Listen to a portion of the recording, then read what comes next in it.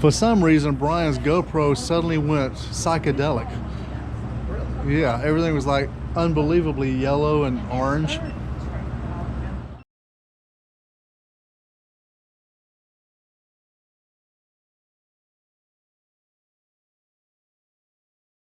Yeah, I remember you guys did a video. You and Brian and Robert came and ate hot dogs, and then Robert went across the street and got catfish, and then he ate the tail. Yeah. Not many people do that, but it was good to see somebody still does that. We used to do that when we were kids. Yeah. Yeah. We used to catch catfish out of our pond. And anyway.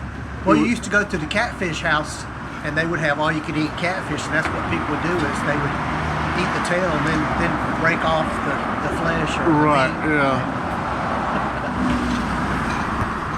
Yeah, I'll have to meet you at Big Chick sometime. Yeah. I saw you guys ate there as well, and the food looked good. Yeah, and I went there after that the Waha festival. Yeah. Yeah. And it was Well, delicious. you said you were going there, and you saw that you had pulled in there, Yeah. but you didn't actually do any filming in there. No, it was delicious though. I bet. Yeah. Yeah. And I noticed when I was coming this way on Highway 80, let's see, what town was that? I think it was Reynolds. Oh yeah. Reynolds has got a Big Chick. Yeah, but their chicken is bland. I've been there twice, possibly 3 times, but I think it's just twice.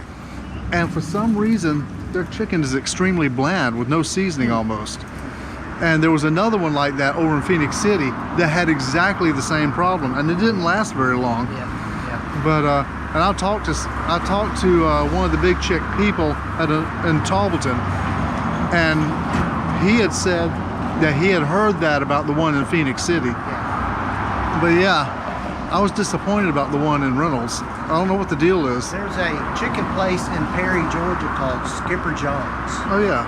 And the night before, whatever they're going to cook the next day, they marinate it.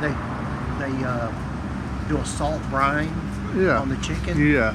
So the next day it's already brined, and then they flour it up and fry it fresh, and it's some really good chicken. That's the thing that I knew about Big Chick, was the chicken was briny. Yeah. And it was just so good. Yeah. I went to the grocery store yesterday, and I was just getting a couple things, and I usually do a fried turkey breast. Yeah. And they had some there that were already brined, so I picked up 2 of them. I got you. And then I bought 3 gallons of peanut oil to cook them. And they were good? Well, we hadn't cooked them yet. Cooking them for Thanksgiving. Sorry about that. Thank you so much.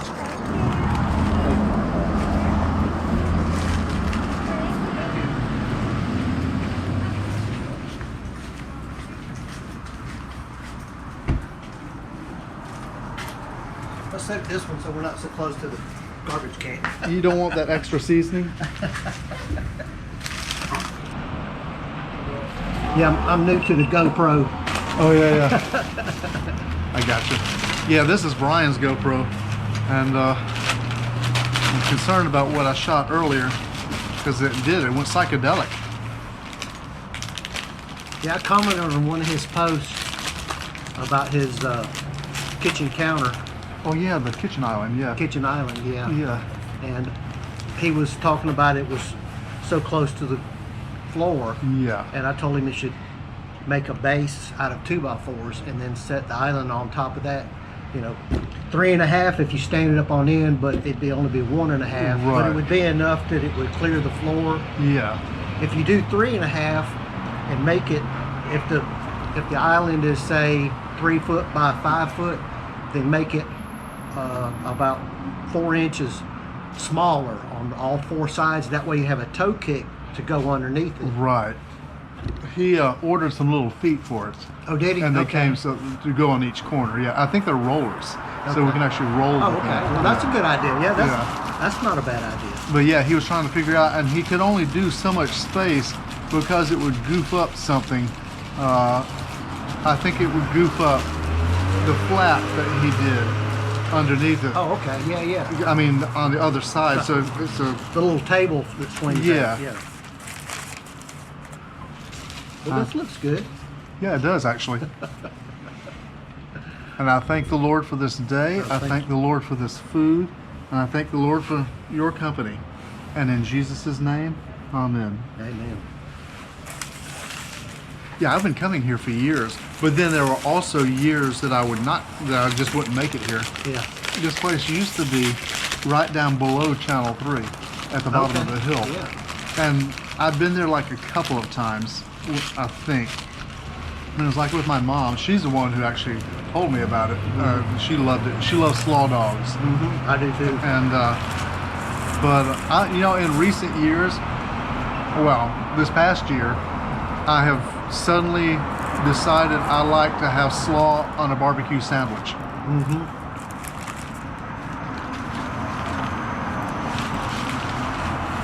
Well, that is known as a Carolina Dog, really? barbecue. Carolina Oh, barbecue. right. Barbecue, yeah. And this is my chili dog. I like it very simple with just ketchup and mustard. Yeah, I was in the military in 1980, and I was stationed in North Carolina, and I lived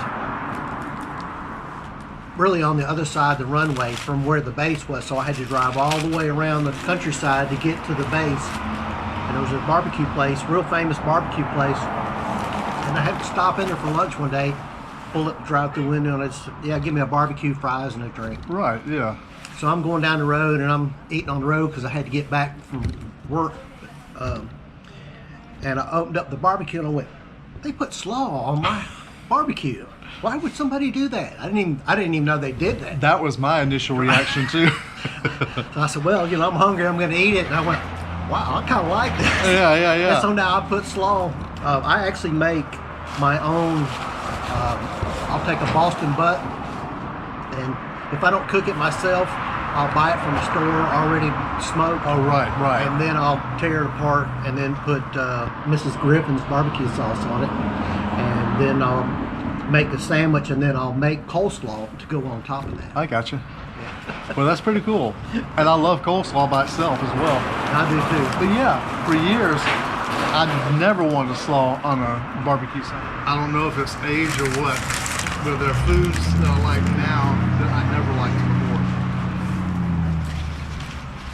But anyway, there was a fellow, when I was at Channel 3, there was a fellow, I think he was working with the city. He was an official in the city, Phoenix City, when we go over there and shoot.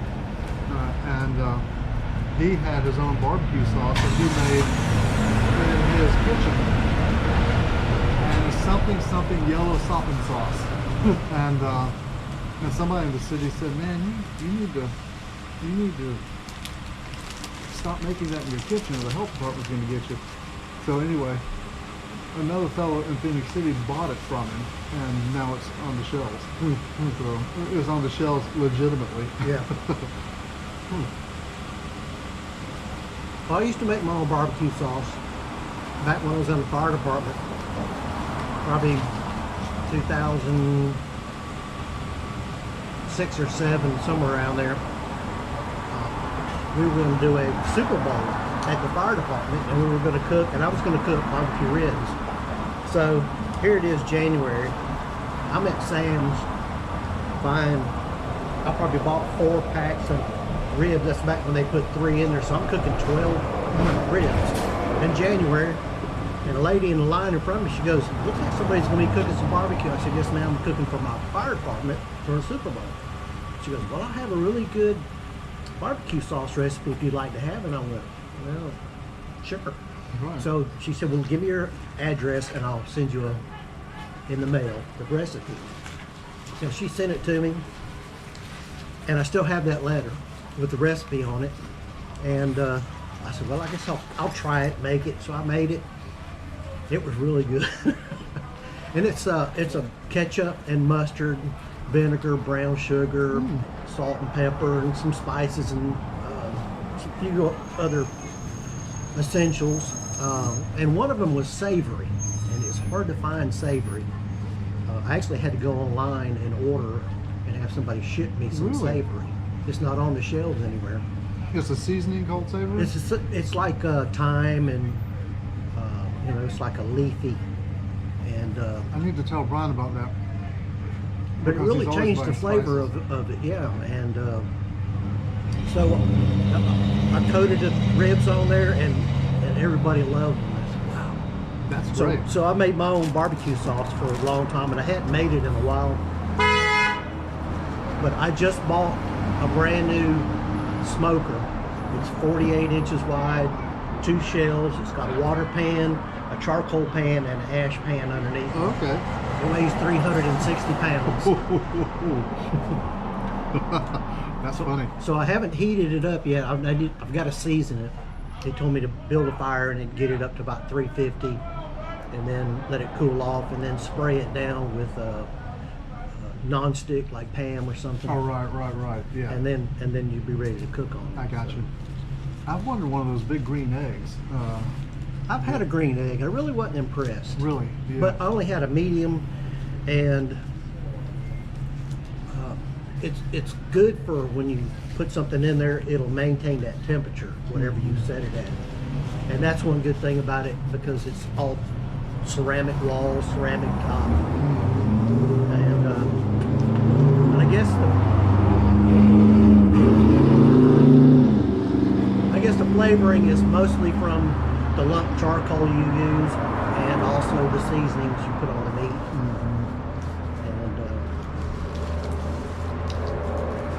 And I've so- seen them. Of course, I don't ever grill out. I'll be leaving it to Brian to do the grilling out. well, I bought a pack of ribs, which is now only 2 in a pack, and I bought a $60 brisket to put on this grill. So, Okay. so I'm getting ready to fire that up and check it out. Yeah. And then for Thanksgiving, we're doing 2 Thanksgivings. We're doing my daughters and family on before Thanksgiving, and then my stepson's coming up from Naples, Florida, and then we're going to do another Thanksgiving with him. Okay. Very good. Very good. Yeah, I'm not sure what we're doing for Thanksgiving. It'll be the first time we're in this house. So Brian, Stacy, me.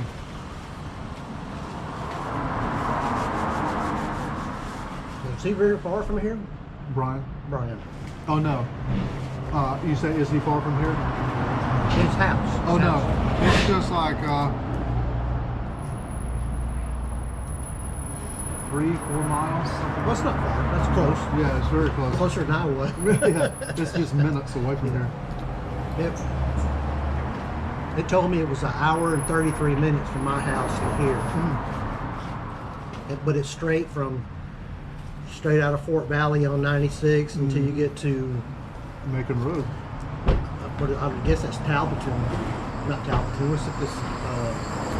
Where 96 and 80 come together, then it's 80 to Columbus. Geneva. Geneva, yeah, Geneva. And of course, the Geneva police was parked on the road waiting for you to come, you know, not get down to 45 miles an hour after you were doing 65. Just a speed trap, and so is Reynolds. My cousins that live here back in 60s and 70s, and when they would come visit, the old home place that my great aunt had was in Wilkinson County, Toomsboro, Georgia. I don't know if you know where that is. I know where Wilkinson County is, but One of my videos I did of Toomsboro, Georgia, with the train depot and all that there. okay, yeah. Well, they would leave here and they would take Highway 80 all the way to Macon. And I think it was because there was a crystal there. And it was about, I don't know, they've been on the road for probably an hour and a half or so. So they'd always stop at Crystal and get hamburgers and eat them. And then they would come on about another 45 minutes or so to my great aunt's farm. So they would always get out of the car and they'd have a suitcase and an empty sack of Crystal. We're going, Do you have a trash You can? Yeah. That's hilarious. yeah. Travel habits. Yeah, that was just one of their things they always did, like tradition almost. Yeah, just like here, you know, you eat here because your mother told you about it. Yeah, exactly. But I remember coming down this road just now, and I went, wow, I haven't been down this road in probably 40, 45 years since I've been down this road.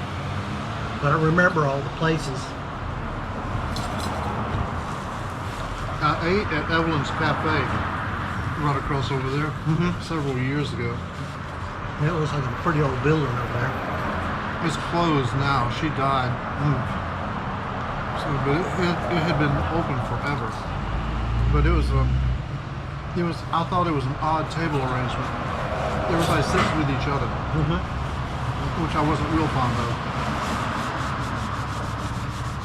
But it was country food, and it was a traditional place here in town, Evelyn's Cafe.